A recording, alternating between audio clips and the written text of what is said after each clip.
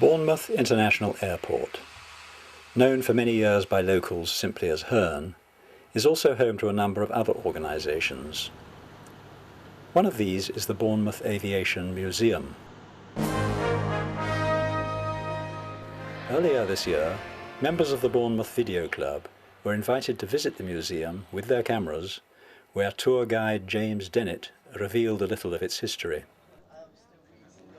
We've been open 8 years and 1 month.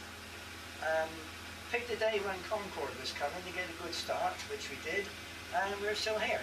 We are a charitable institution. We have no backing at all. We're completely on our own. We don't own any flying airplanes. We just rent the 2 hangars at a fearful price. Can't get our money back just from visitors, so we hire out hangar space. And all these people with their airplanes are paying us lots of nice money to keep their airplanes. Been through various hands over the years. Laterally with Jet Heritage, when they left 8 years ago, we changed our name to the museum just so people would know what we were, because Jet Heritage didn't mean anything to anybody. The museum contains many exhibits in working order, and first we saw a demonstration of how a jet engine works. An axial flow turbojet. Axial flow because the airflow goes straight through the middle in a straight line, therefore axially. Turbo because it works on a turbine, and jet because it squirts a jet of air out through the back of it. So the exhaust turns the turbine turns the compressor turns the shaft, so all the time, once it's lit up, the whole thing is in one complete circle, and it can't stop until you switch off the fuel. A second later, Next, we were introduced to the famous Martin Baker ejector seat. On pulling a handle, the canopy over the cockpit would be shattered by an explosive charge or by spikes fitted to the seat. So pilot, seat and all, would be thrust upwards out of the aircraft. A small white parachute would stabilise the seat prior to the deployment of the main multicoloured one. your parachute is there. This is the impressive 2,500 horsepower FB-11 Hunter Fury aircraft. A folding wing version was also produced for Navy use. We had a visitor in a couple of months ago who thought the airplane looked a bit familiar. And he did a bit of research and found that he had flown this airplane 50 years ago in Iraq.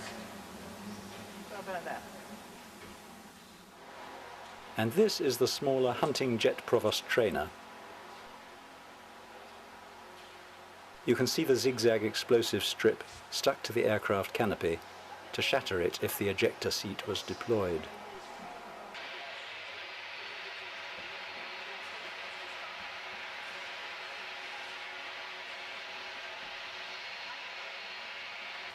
This rather smart Demar 89A, chosen by Royal Mail, saw service from the mid-30s until 1946. It is now owned by the boss of Channel Express, whose offices are also in the airport grounds. Time now to try climbing into the cockpit of an English Electric Lightning.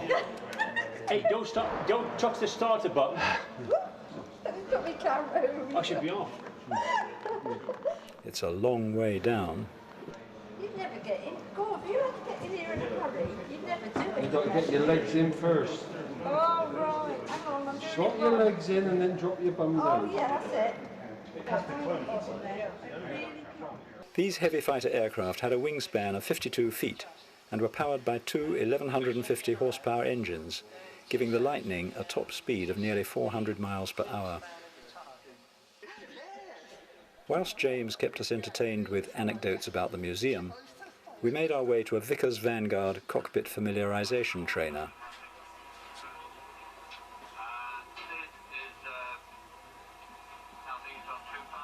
This trainer used to be fitted with hydraulic rams to move it around to simulate real flying conditions.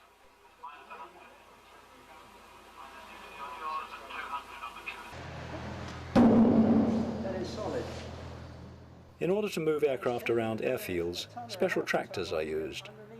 This one, built in 1941 by the David Brown Tractor Company, first saw service at Tarrant Rushton Airfield. Later, in 1947, it was used by the Flight Refuelling Company for towing their Lancaster bombers around the airfield.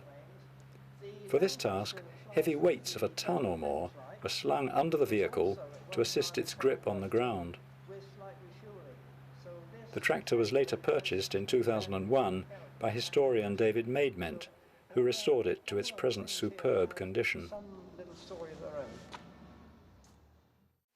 Amongst the static displays upstairs in the hangar, James showed us an early black box flight data recorder. When you do a flight, you switch this on, you put in your flight number and the date. Switch this on, and all the time your airplane is flying, that's recording.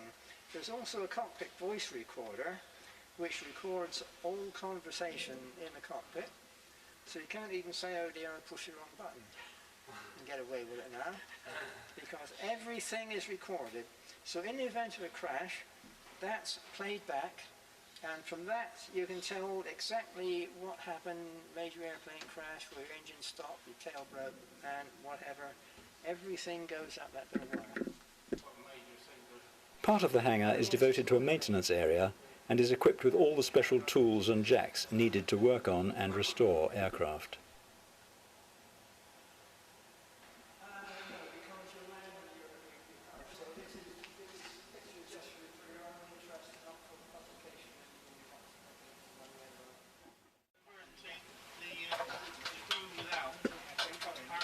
In the compound outside the hangar, we looked inside an Avro Vulcan bomber.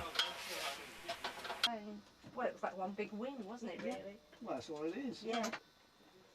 These aircraft were designed to reach a target quickly, drop a nuclear bomb and get away swiftly, although they were never actually used for this task. Right, no more. They are equipped with just 2 ejector seats for the crew of 5. A look at a de Havilland 110 Sea Vixen with its clever folding wings completed our fascinating tour of the Bournemouth Aviation Museum. Now the pins go down through, and all your little micro switches click, and until, I think it's 11 switches each side, so until all your switches is clicked, you don't go anywhere else. Rather clever, eh? Shortly after our visit, this aircraft was seen flying over Hengistbury Head, proving that whilst these planes may be exhibits in a museum, some of them are still very much alive and working.